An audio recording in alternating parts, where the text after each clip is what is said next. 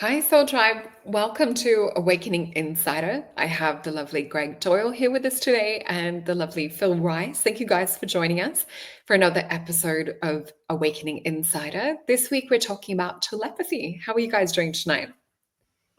I'm so good. Thank you for having me back on, Solreta. We're hanging out a bit. It's lovely. And Greg, I'm great to see you, my brother. But I am super good. Thank you for having me back. Oh, you're so welcome. And yeah, it Same, was great. a lot of fun. We filmed the final third part series over on Mason Jupiter yesterday, talking about the cosmic universe. So definitely go check that out. And how are you, Greg? Great, yeah. Thanks for having me. Great to be here, of course, and great to share this with all the followers. And should be a good topic today, I think. Yeah, it's going to be a lot of fun, and I can't wait. I've had to sort of hold my horses and not ask you guys about your telepathic experiences or encounters and stories. So let's just get straight into it, and then I'll bring some other things up as we go. Let's start with you, Greg, because you're at the top of the screen right now.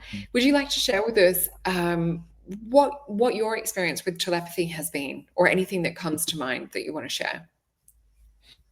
Yeah, well, once again, like I've said in the other videos, everything I sort of feel everything I've been taught has been in the astral. So, and I kind of use that astral kind of frequency, if you like, to well, it's just kind of happened in the physical. What I mean by that is, I would have mentioned too, like in the astral, when you talk, it's always telepathy, right? And you kind of draw through from the other being what it is that you want to know. So it's kind of at your end kind of thing. So you hear it in, because people think, how does another being speak in English? It's not really about that, is it? It's because our operating system, my operating system is in English. So of course I'm going to hear words like that. But what I found in this reality, like it's really interesting. My cat, I've mentioned a couple of times, but the cat we used to have when we lived overseas a while ago, we lived in Spain, so I couldn't really take the cat because we were just there for a couple of years, and there's a lot of stray cats and they can get rabies, so it's not so good. So I used to meet my cat in the astral, and my cat was very astral, so my cat was staying in Australia. And he used to talk to me in cat language, like I could hear exactly how the cat spoke and how the cat thought. It was really fascinating. So what was interesting was when I came back then to Oz. I mean, it sounds sad, but it's a few years ago now. But I was in the backyard with my cat, and Monty, my partner, was doing a gig in Sydney. Cat was fine. I'm in the backyard, and the cat just told me, said, "Greg, I'm dying." It was just so bizarre, and I mourned it. I remember that sitting in the garden with it, and I just knew that was it. And then there was nothing wrong with nothing, no symptoms. So as soon as Monty came back a few days later, I said, "Look, let's take him to the vet." She said, "Well, you're crazy." I said, "No, let's take him to the vet." And he did. He had a heart thing, and within a month he was gone. But it was just incredible. I know it's an animal thing, but I just thought the way I find animals particularly good at, maybe it's just me, but I find I telepathize a lot with animals in 3D. Do you guys have any of that? Yeah, I've had a few animal clients. So I've worked with racehorses, and it just, oh, it just makes me smile thinking about it, because the way that we connect with animals, and I just want to pop up this for those of you that are interested in animals, and I know Phil and I have done another show talking about the telepathy tapes. So they've got a couple of talk tracks that are out that is separate from, or I guess flows on from, the series that they did around autism and around people connecting in other realms, or on the hill as they refer to it. This episode that I've popped up for you guys is actually on what Greg's talking about. So this one was talking about a lady that works with racehorses and works with horses that do like show jumps and things of that sort of nature. And it's so lovely to hear. There was one beautiful horse in this episode, and they talked about the horse didn't want to jump over certain things with the young girl who was a rider on it. They got the animal communicator to come in. And you'll see links to everything if you click on this episode, or also be on YouTube too. But yeah, the horse communicated to her that she was really concerned for this young girl. She says she had heat in her knees, which translated to inflammation. They went and got her knees checked out. The girl was young, healthy, had no symptoms of what the horse was communicating. And sure enough, when they had the test come back, she had early stages of arthritis. So we know that arthritis can also affect young people. It became a bit worse, and they had to find the right medication. And the horse was actually chiming in on it, going, no, they're not the right medication. Keep trying, try another one. And so animals can actually pick up on illness and disease. And especially when we're talking about horses, which is what I've worked with too, they're super interesting because they have such a beautiful heart space and field. They're such sensitive creatures. One of my friends is also a psychologist who's worked with horses too. And I'm trying to think of what it's called. There's a particular type of therapy where they work with horses. I think it's equine therapy. But essentially, the horses will model certain relationship dynamics if we look at it from a psychological point of view. So another friend went and had a session, and her relationship, the boyfriend was really only giving her attention and sort of approaching her on an intimate level. If she's like, that's it, I'm done, I'm walking away, all of a sudden the horse would reflect and model that. So as soon as she'd be like, no, that's it, I'm over it, the horse would come to her reflecting the relationship energy. So they're really trying to help us expand our consciousness, understand our patterns. But yeah, I've got another friend whose daughter is a horse show jump person and does a competition to a really high level. And she's got this one gorgeous horse. And what she finds is that the horse won't do the jumps unless she telepathically sends the message to the horse, okay, we're going to jump this one, we're going to go up around this track, and he'll do it. But previously, his old owner couldn't get him to work. But she has this amazing telepathic bond with this horse. One of the horses I worked with was telling me he wanted greens, like vital greens type powder with probiotics and things. And he's like, I absolutely love that. And it turns out that's exactly the expensive superfood that his owner was giving him. So sometimes they'll tell you a little bit about like what they love, what they don't like. But how about you, Phil?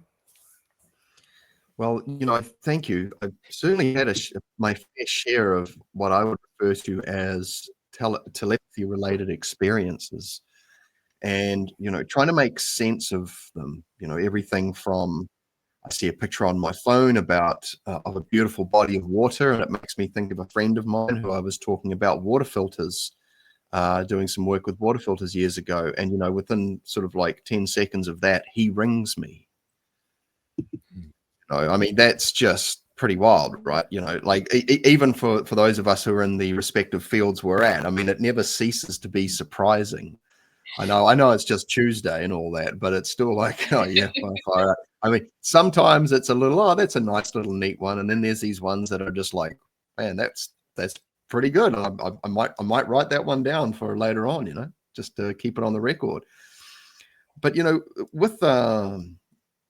with the conveyance of some kind of packet of data from one point to another, if we just use that model, if we stick within a space-bound model, this idea that we receive some kind of information, whether it be whether we hear clearly some words, or we see something, or we feel something, or even smell or taste something, right? We just work with our existing sense gates, and we go, well, and then we see something happen in the external world that that's an extension or a copy or some kind of simulacra of a personal experience expressed outwardly, and we're like going, how is that possible? Like a prophetic dream, or like I said, my friend who rang me after I saw something and thought about him. I remember sitting sitting with another friend, and I had a random sort of urge to ask him how another friend of his was doing. And that person rang within about, before he even had a chance to ask. I saw it on the phone. It was the guy, right? He's got a very odd, unusual name. What's going on here? Well, there's some kind of, if we keep it real simple, like I said, there's some kind of transmission of an info packet, whether it's like, we're talking about, it's not words that you have to then intellectually analyze, translate, and understand. It's a packet of understanding. When you're in a dream, you just you don't have to be told stuff. You just kind of know stuff, and, when the animals are reflecting our interior world as well, are we influencing them, or are they respectfully mimicking or being a reflection? There's so many avenues to explore how interior experiences somehow get reflected in the exterior. And it's so fascinating, because the more that we hear about stories of people having these experiences, populating the interweb, it's almost like, is this starting to build to some kind of crescendo where there's going to be like a critical threshold crossed where, oh my gosh, imagine that you wake up and, I don't know, have you guys seen any movies where or TV shows where there's been telepathy explored? There was one on Babylon 9 or Babylon 5, and the telepaths, or the teeps as they were called, had to spend a lot of time and effort shutting out the noise, and so they had to isolate themselves, because then there's this, there's all of this information floating around. You become hypersensitive to it. But yeah, I mean, just to answer your question, like there's certainly some experiences that have just keep me nourished on this. But then there's also this idea that is there something building up here? Will this be one of the new big evolutionary steps in the species, where we sort of move to a consciousness-based sort of communication mode, and I'm talking organically as well. I'm not talking about something installed via a chip. I kind of think that nature's going to push back a little sooner and surprise us. And I think there's etiquette, and there's telepathic etiquette and codes of conduct. You don't go wandering around in other people's minds and looking for stuff. So there's a whole new kind of level of karma to consider, perhaps. Yeah, and that's such a great point, about what you stated, it being organic. And that's definitely something, being a mother, kids range 24 to 16, and nieces and nephews as young as up to young down to 2 years old. Definitely seen and experienced it.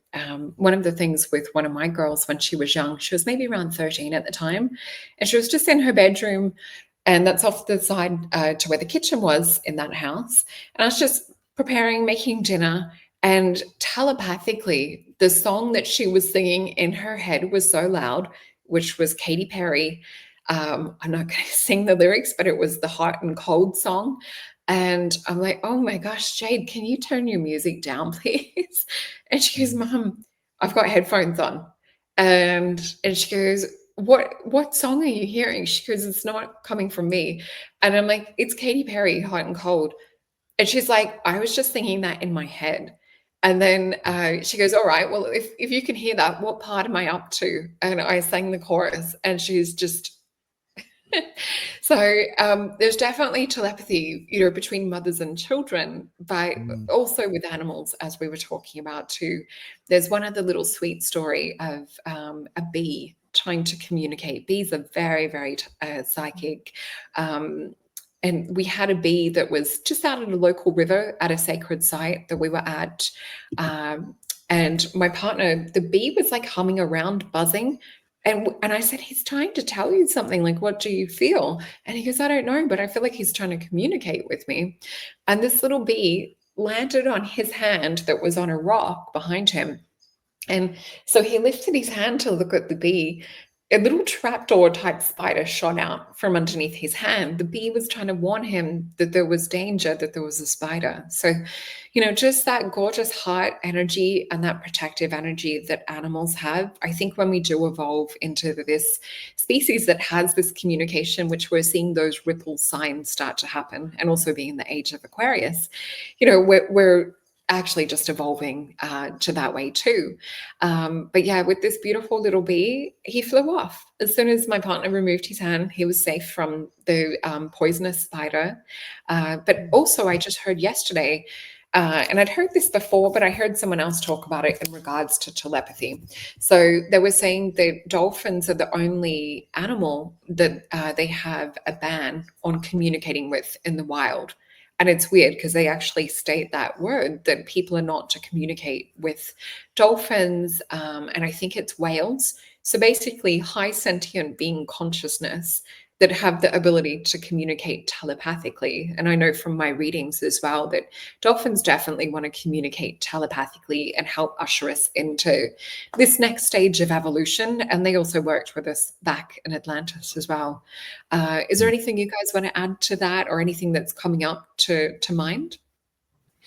Yeah, just what you're saying also, Phil, about this notion that the tech, like we really are, tech is kind of mirroring our true capabilities, our true potential, isn't it? I mean, it's kind of, people think it's leading the way, but as you say, I think nature will catch up and take over, because often it's kind of accidental. Like you hear, as you say, like with the Katy Perry song, it's kind of like you don't you hear something comes in, not when you're trying for it to happen.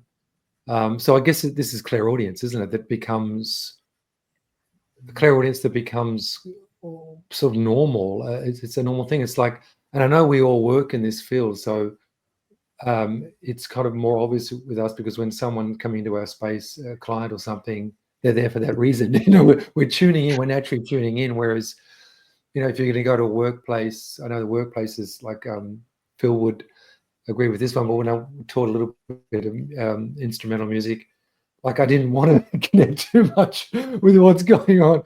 There's just so much going on. But so it kind of makes sense then, like that you get these feelings, and it's so natural for us. And I just think it's interesting with animals, like with clients, okay, I might pick up that they just bought a red car, and they'll go, oh, wow, are you reading my mind? I say, no, I'm not reading your mind. I guess you could say their greater mind is their greater body. And because they've just bought a red car, they're thinking about the red car. Therefore, when they're coming for Reiki, I will pick up, oh, there's a red car. So it's not that I'm thinking, what's going on there? It's just that's what that's coming off them. And with animals, it's very pure. I also think back to my parents' dog when I was living overseas for years, and I came back, and I wasn't even I wasn't that close. I'd never lived with this latest dog of my parents. And then I took him for a walk the first day I was back, and he kind of said to me, oh, I really missed you. Like, that hurt. And I thought, oh, I got a real shock, because there's a little lab that was very quiet. And I just thought, okay. I actually thought, oh, I'm sorry. I said, okay, I'm sorry. I didn't realize that, but it was just very clear. And I'm wondering, like, so it's like clairaudience that just sort of pops up randomly. And I'm wondering, animals have less filter in many ways, don't they? So, and also animals don't talk verbally, whereas people do. So often, as you were saying before, Phil, there's a lot of static. There's a lot of static. And I find, like, living in the city, even though it's very green around here, I can just feel that static. So that's why I have a Faraday cage when I sleep at night around the bed, just to have some quiet, just to have some quiet. But I remember one thing, and I know it goes in the realms of clairaudience, so it isn't strictly telepathic. But one thing that got me on this journey early on, before I'd had these out-of-body experiences, I was meditating in this group in Austria, and I mentioned this woman last week. She was this psychotherapist who became a friend, and she had this little meditation group. A few of us would go along. It was in a loft. It was beautiful. I remember hearing a female voice, and often I would hear voices when I'm meditating. It was as clear as day. So I'm not out of it. I'm just meditating. When I say I'm not out of it, I'm not asleep. I'm fully conscious, but in a meditative state. And this voice, female voice, said, there is only joy. She said, there is only joy. And I remember thinking, my first response was bullshit, because I was going through a lot of suffering at that stage. And then my second response innately was, I'm going to spend the rest of my life finding that out. And that was before I just reminded me, it was before I chose this path consciously when I was still a musician. But I never forget it. It was just such a, like, when you hear a voice that and you go, whoa, what was that? It was just such a clear voice saying there is only joy. So interesting. Yeah, it comes in many ways. It comes in many ways. I think everybody's experiencing telepathy. They don't even know it. Yeah, and there's such wisdom to learn from, as Phil and I talked about on the telepathy tapes episode. Kids that are more considered to be in the autistic spectrum, or the way I energetically see it, they're running on such a high frequency and energy. It's almost like the signal gets interrupted and jammed when it's trying to flow within the nervous system and vagus nerve, or that beautiful chakra system of the physical body. So it's like we're trying to fit huge intelligence consciousness into a 3D. It's hard to kind of jam things down into dimensions. But yeah, it is interesting with what you said too around the dog and saying that he missed you. On that episode of the telepathy tapes, they also talk about this little old dog who'd been had a few homes before, and he just wasn't sort of settling. And what they found was he just needed to be communicated and reassured that he was loved, he was a permanent fixture in the family, and that when they went out, that they would be returning, and give him sort of like a timeline. So, it's something to keep in mind, to talk to our animals, whether we're doing it, with our hearts and our mind, or whether we're actually consciously saying, I'm going out, but I'll be home soon. It's more the energy that gets translated. And I just want to pop up and share, speaking of learning cool things, Greg, you actually have a workshop coming up. Can you tell us a little bit about your workshop? Yeah, so at the moment I'm doing like half-day workshops, 4-hour ones. So very practical, and we talk a bit about the astral experience, and then we, what it is, what actually it is, and getting through the fears of it. A lot of people have had kind of negative experiences, but what they don't realize is when you start to go astrally conscious, I know we're going a bit of a tangent, but just to get over the fears, because there's a lot of threshold beings who see that you're conscious, so you kind of invite things into your life, more psychic phenomena. So you need to find out ways of protecting yourself, which I find is exciting. I've never seen it as negative, but there can be some scary aspects. So generally, people who come to the workshops have an interest. I'm not just plucking them off the street. So generally, I feel someone coming to a workshop, there's a lot to it. So a lot of it's pretty practical and quite pacey, because they're half-day ones. It's not too long, these ones at the moment. So we're just going into meditations, techniques, protocols, things they can wrap their head around. And then I send them a information sheet later, so they don't have to worry about remembering stuff. Just to prime the astral body and to prepare them, give them some structure in how to go about it. Oh, that's perfect. And we will go over a little bit tonight on what you guys can do at home to enhance or to perhaps work with telepathy, whether it's with your children, or whether it's with animals. It's just a beautiful new way of communication, which is actually really an old way of communication. I feel that it's much more ancient than this.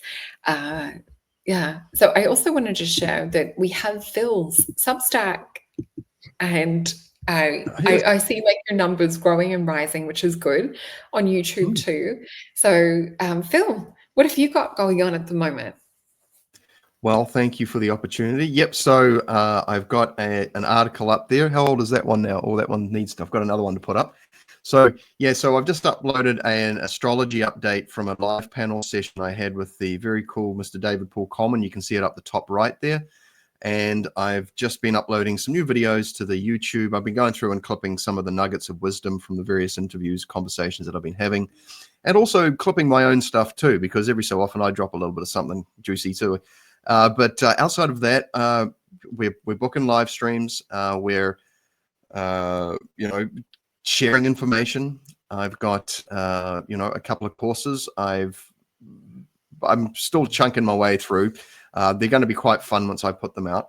But yeah, essentially, most of what's going on right now is actually writing. I'm really enjoying writing, and something I want to get proficient at to explore how, I guess, receptive people are to sort of like the written format for things in a digital sense. The Substack's a great app, so I'm really having a lot of fun with that. So yeah, it's just a bit of an overview, and yeah, I'm taking sessions in that as well, and so it's all go. Busy, busy, busy, busy. That's awesome. Oh, and for those of you that have purchased potions, we have a really exciting event come up. So whether you've purchased a potion in the past or you're about to purchase a potion, you'll be sent an email. Let me just click onto this for our online event. So we've got the Soul Family Manifestation Masterclass, which will be on next week. New Moon in Pisces, Awakening Intuition, Imagination, and Psychic Gifts.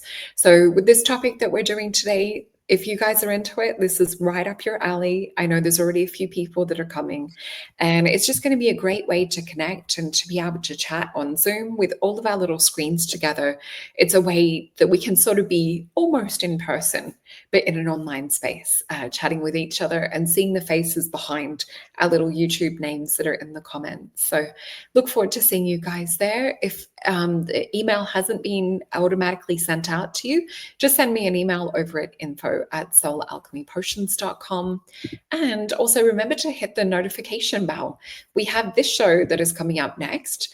This will be next week. It's the Science of Meditation, how to heal your mind and body. So we can't wait to bring this to you guys. And I also have some consultations over at Maison Jupiter as well. And the boys have theirs on their website. And if you guys have questions in the audience, please put them in all caps. We would love to, whether it's to hear your experiences and pop them up on screen with telepathy, or whether you have questions for any of us. Any other experiences that you guys would like to share that really stand out telepathically? Well, I have to say that, because I'm meeting more people who are open to this kind of conversation, I hear a lot of stories from others. And like you mentioned earlier, Sol, one that pops up fairly common is this link between mother and child, especially mother and daughter. I've got one particular friend who's just like constantly living in wonder of how the daughter could possibly have said the word that the mother was thinking, just right as she thought of it, type of thing. And I often think too, about this idea of unconscious telepathy, about how we're essentially sending ripples out and information is leaving us. We're not, telepathy is going on perhaps at an unconscious level. And some people are potent influences without even realizing it. Unconscious psychics influencing people. And, because I'm always curious about how to explore the implications of a telepathic society. And there's a good movie out. Well, it's not that great. It's all right. It's got Tom Holland and Daisy Ridley in it. It's called Chaos Walking. And it explores this idea. All the men are, they live apart from the woman, and there's a psychic phenomenon, and they have this noise where you can see their thoughts because they haven't learned to maintain it. And so, moving forward, as far as, I know we're going to talk about this, about tips and tricks, but it's one thing to be able to send and receive information, and it's another thing to, mind your own mental playground so that, you're not necessarily giving away your lotto numbers as well, or, sharing things that you don't want to share. Because, highly receptive people might be walking through the main street looking at you funny going, bro, that's not cool. And you're like, what? Like, what do you think? Like this kind of thing. Like, I think there's a real consideration. Something to think about, and that's why I repeat this quote. I recycle it often from Rick Miller. Man has a responsibility for the thoughts that he chooses to entertain. Because, like I said, and when Sol and I were talking on a previous telepathy conversation, imagine if your kids are like unconsciously telepathic, and all of your thoughts are being picked up by them, and that's shaping their worldview in their formative years. Just like some of the ladies were like, their young children were picking up on everything. The parents could not protect themselves against their kids picking up their thoughts. So sorry, I wandered off a little bit there, but I did want to No, mention a couple of that's things there. important to mention. I Yeah. think, guarding our kids from that. And I know when I was doing some studies with a beautiful Aboriginal couple, when my youngest was, I think she was about 3, and they really wanted me to be part of the group and to, I guess, to work as a little bit of a prodigy. I would have only been maybe about 23 at the time. And my thing was, because they said that children soak up everything up until the age of 5, was more in the original people culture. We know with Rudolf Steiner, he says up to age of 7 or 9 is considered to be the crossing, and where the child separates their aura independently from the mother. So for me, I was a bit more, I guess, protective and worried about everything I'm learning or experiencing she's soaking in. So I did put some of those studies and things off on hold. But yeah, very much they pick up on words. They are so psychic. It's just, it's mind-blowing, incredible. What were you going to say, Yeah. Greg? Yeah, on that subject, reminds me, a few years ago, I had a friend visiting me who's from Melbourne. He's a lawyer, and he's very, what's that, left-brained, is it? Anyway, and he said to me, look, Greg, he knows I do Reiki and a bit of that kind of stuff. And he said, I've got a problem with my child. He's a toddler, and he keeps on, was a baby. He wakes up every morning at 5:30. And I was talking to him and his wife, and I said, well, when would you like him to wake up? And he said 6:30. And I just looked at them both and said, okay, he's going to wake up at 6:30 from now on. Right? Next day he called, a couple of days later, he said, Greg, I can't believe it. So they went back to Melbourne because the kid was they went back to Melbourne. So that toddler wasn't even with them at the time they were visiting. They went back, and ever since then, he woke up an hour later, in that particular period. And they said, what did you do? And I said, I did nothing. All I did was I could tell that you were programmed with this child to wake up at 5:30. So just to entertain the possibility of another program, and I had the feeling you would subconsciously pass that program to your child, who was, pre-verbal. So it's kind of, as you're saying, Phil, this program is going on anyway, and I think people need to realize just how powerful their minds are. So just to just to entertain the possibility of that change in the dynamic, and it's quite bizarre, and that is really, I think, some subset of telepathy for sure, I think.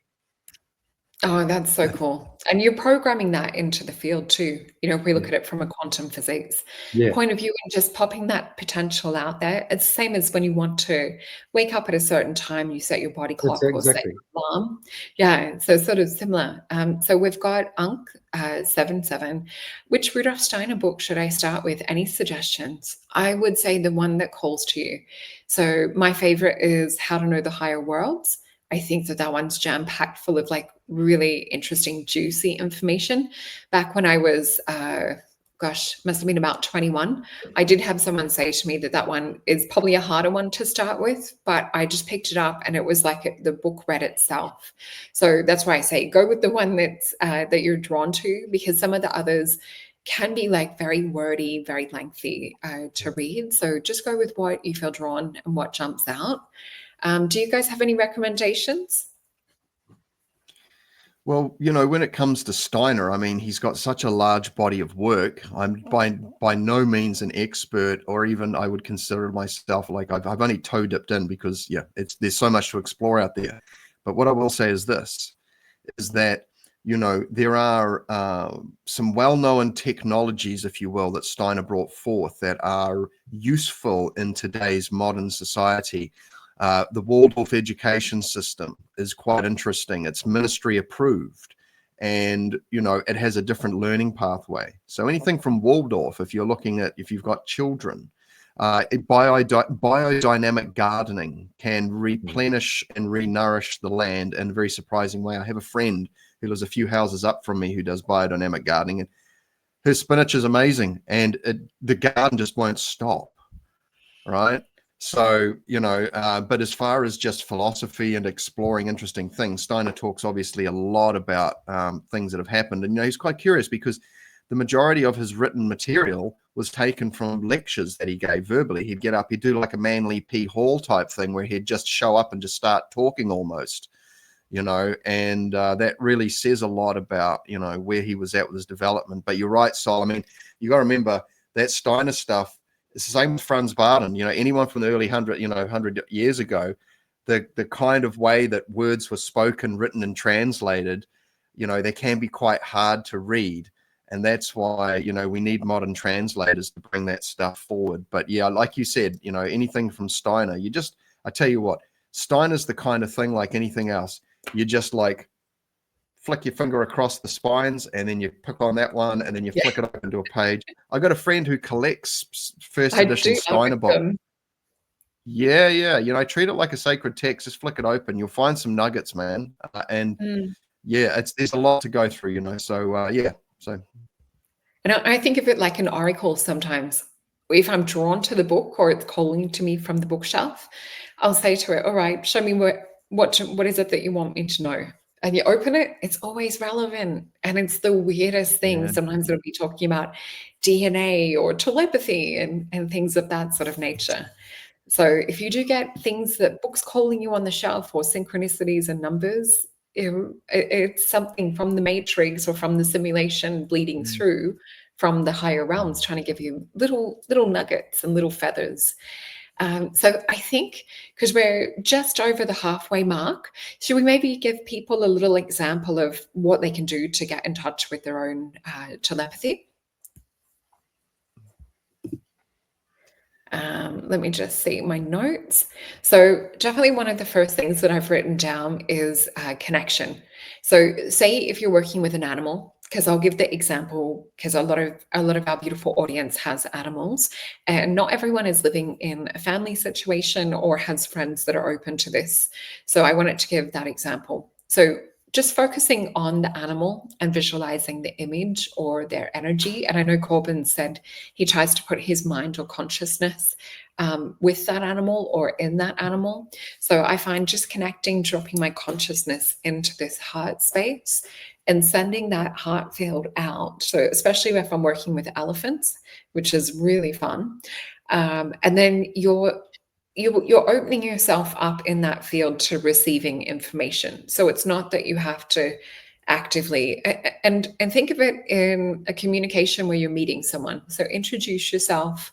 Hi, I'm Sol. I'm just looking to have a chat with you. Are you open to, having a conversation? Or is there anything that you would like to tell me?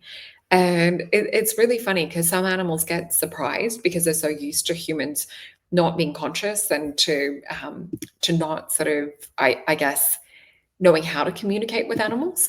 So the next thing is also like seeing if you're receiving messages, whether it's like through your third eye, whether you're getting empathic information. They usually, to me, will speak in emotion, in feeling, in frequency. And I do find that when I've worked with animal clients too, they mirror a lot of what's going on for the client. So if the client's going through a hard time, sometimes you'll find that animals will be the buffer and take a little bit of a hit with illness and disease. And so if we can sometimes maybe give the bark flower remedies to the human rather than the animal, it tends to also resolve a lot of the issues that the animal's going through. But they are little sensitive sponges and creatures. So definitely trust your intuition. And also don't second guess things. So if you're getting information come through, don't sort of second guess and overanalyze. You don't want to put your ego or your mental mind into it. So trusting your intuition. And just like maybe take notes or voice record and reflect on that after as well. And even open yourself up to researching anything that comes up in a session so that you can integrate to help understand the animal a lot better. And, a lot of the time they'll know what medicines they need. They know sometimes like what foods they're eating that are causing, whether it's digestive upsets, candida, kidney issues, all sorts of things.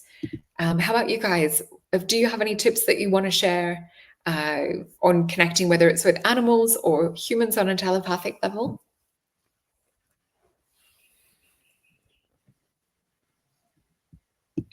I'll jump in, Phil. Look, the same kind of thing. Really, that clearing of the mind is the thing. The things that pop up for me are kind of like you're just really clearing, like those, those Zen gardens when you have the stones, you have the little rake. Just getting your mind in that kind of Zen garden state. So, clearing the mind, and then, as you say, from the heart kind of thing, and even also, I'd have to say, yeah, really that not second guessing is important. Like the first thing, often the very first thing that comes to mind, because I think of, once again, my greatest teacher being when I'm out of body and when I've been taught things out of body. And because in those higher states, there is no time. Everything's just at that split second.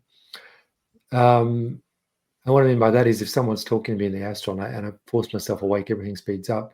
So it's very clear. It's like a little drop of information. So I've found we tend to second guess when we tend to analyze something. So I found just to clear the mind and make that connection, even if that's a question, because like in my Reiki sessions and astral things, I tend to get messages for people, but I'm making the choice, like connecting to that person's higher self.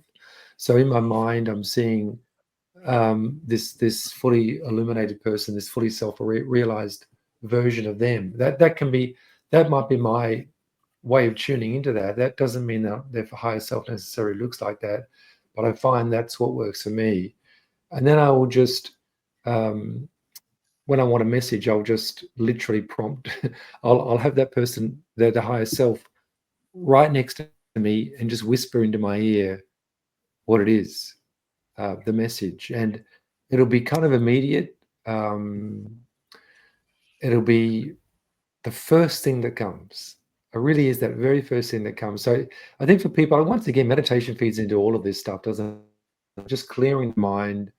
But, this notion of intention, like, is there a message for this greater goods person? So that's probably a different kind of thing.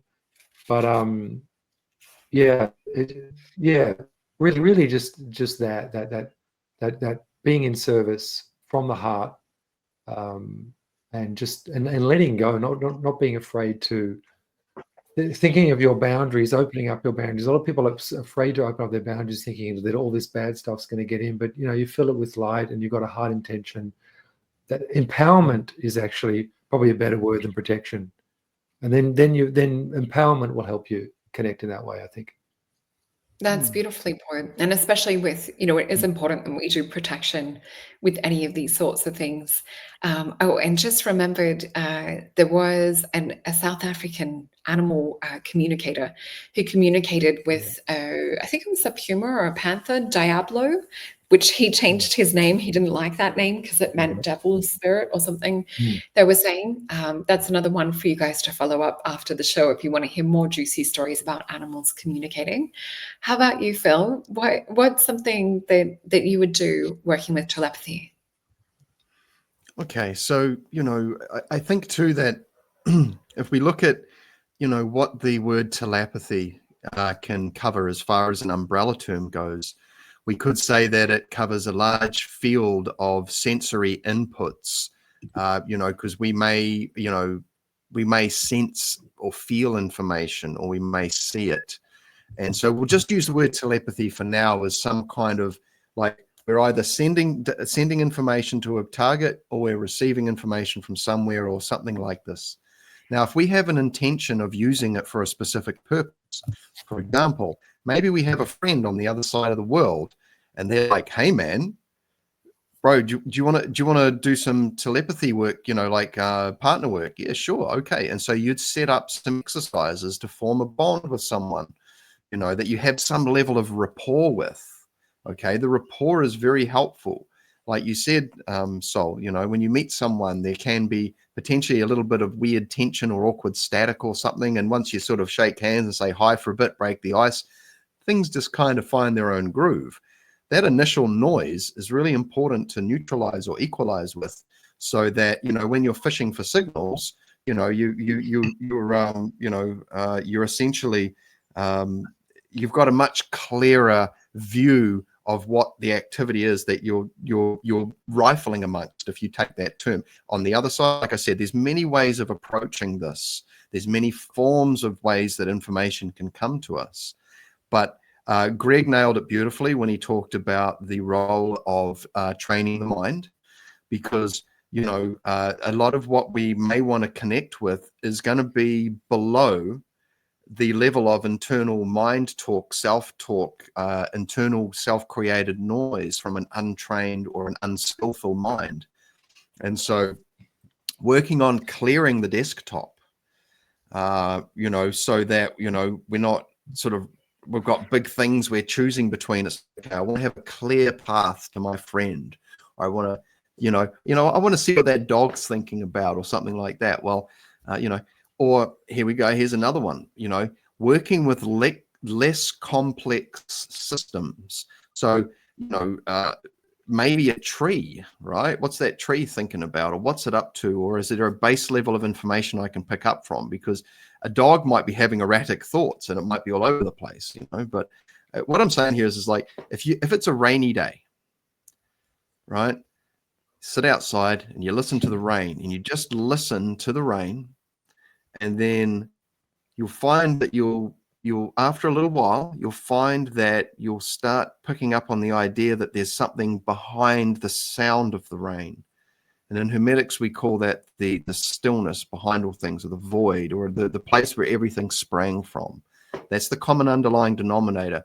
And once you can harvest that stillness, like from equalizing with the sound of the rain, then you can sort of like pick up on that little space underneath. And that little space, or that little pocket underneath, that is present in all things. And once you can access that, then you don't have to go through the situation to get to the thing. You go through the stillness and arrive up into it. So if there's an animal that you're wishing to connect with, you get very still and consider the animal. There's a little bit involved in it, but essentially to become familiar with the person, object, animal, item that you're wishing to form some kind of deep bond or communication bridge with, you spend time with it, and, you know, you sit with it, and you get to know it, and you can put your mind in there. I think someone in the chat was talking about this too.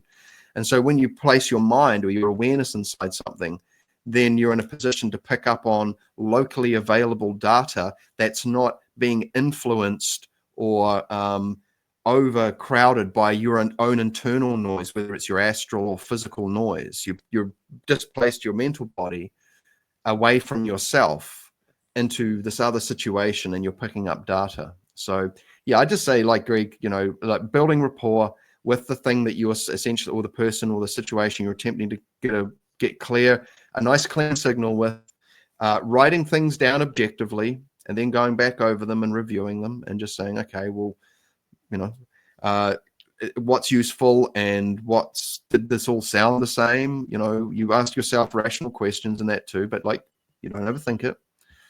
But then also, yeah, you know, like cleaning up the mind. So you're quietening the noise that you don't want, because a lot of meditation is about clearing space so that you have control over the workspace, and then you choose what comes in. You're not kind of, you know, you're in a circus full of, you know, monkeys on some kind of, you know, stuff that are running around madly. You've got a good handle on the situation of your own internal environment. And so freeing up those resources allows for messages to become more apparent and clear. That's my opinion. So I think Lorianne's right. I think we might need to do a part 2 on this show, because I think there's a few more tips and techniques and things that everyone can soak in into their consciousness. Yeah, that was a great description of.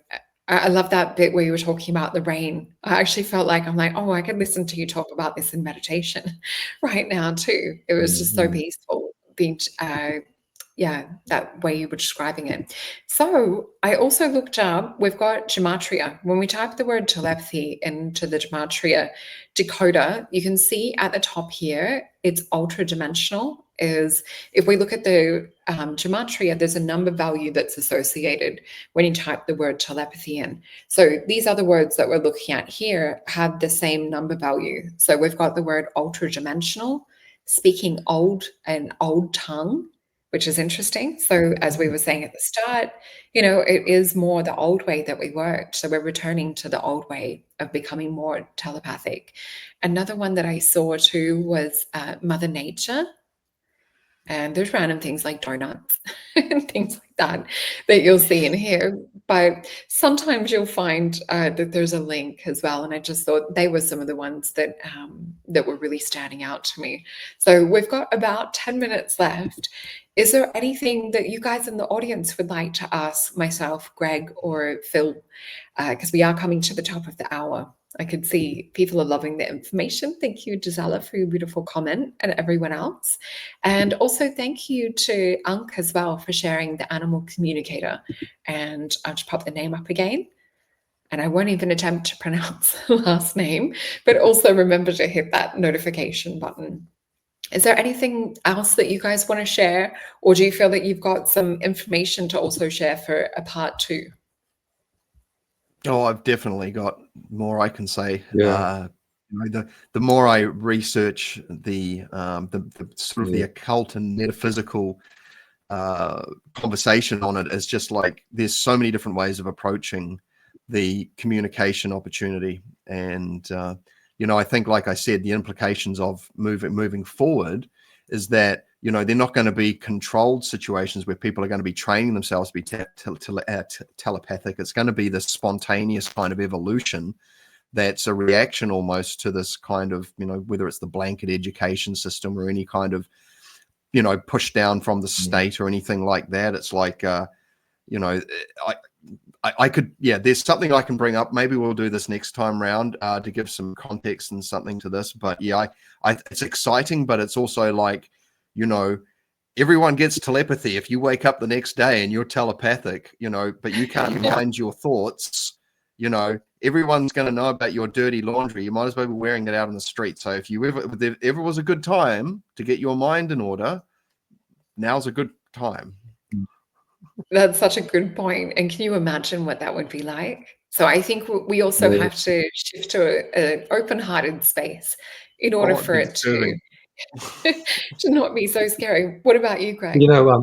One thing I'll add to like what Phil was saying too is I found with meditation, and I often realize I take my Reiki students through this when I'm bringing them out of meditation before tuning them. But so when you come out of meditation and you start to hear sounds like birds or whatever, is to lose that need to label those sounds, because we spend a lot of kind of subconscious, almost memory place like a computer, labeling everything. And so I find that for instance, I'm hopeless at knowing the names of trees, and I think that's a good theme because I don't think trees call themselves by the names we call them.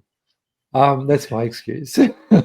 But like hearing sounds of animals, or even as you said, Phil, before, you can hear almost the intention behind that. So for people to listen to the sounds of nature, but not to necessarily label those sounds as we normally would, just to allow them to be. And it's almost like a musician talks about getting into the zone, like anyone creative, when you're doing anything, like when you meditate, whatever, you just get into that zone of nothingness and everythingness. And I think that is just the perfect state of being to then take messages. So then you allow those messages, you allow them to come in rather than forcing them, because in the astral, everything is effortless. So there's nothing being forced. But I think for people to practice unlabeling of phenomena around them is very good.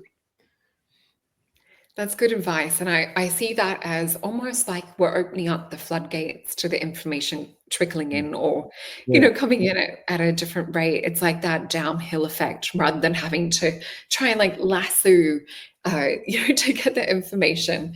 It definitely is more authentic when it comes to you in the way that you were describing. So we are at the top of our hour almost. And I just want to remind you guys that we have, let me pop this up.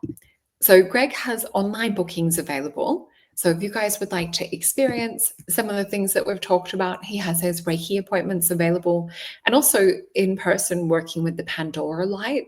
Go check out his website. And he also does work over Zoom too, if you can't make it to an in-person event. And we also have, there's couples Reiki too. So lots of different things to check out, guys, which is really lovely, couples Reiki. And Phil also has Reiki and some tarot as well, and a general consultation where I think you sort of more tailor things. Is that right, Phil, to what people's needs are?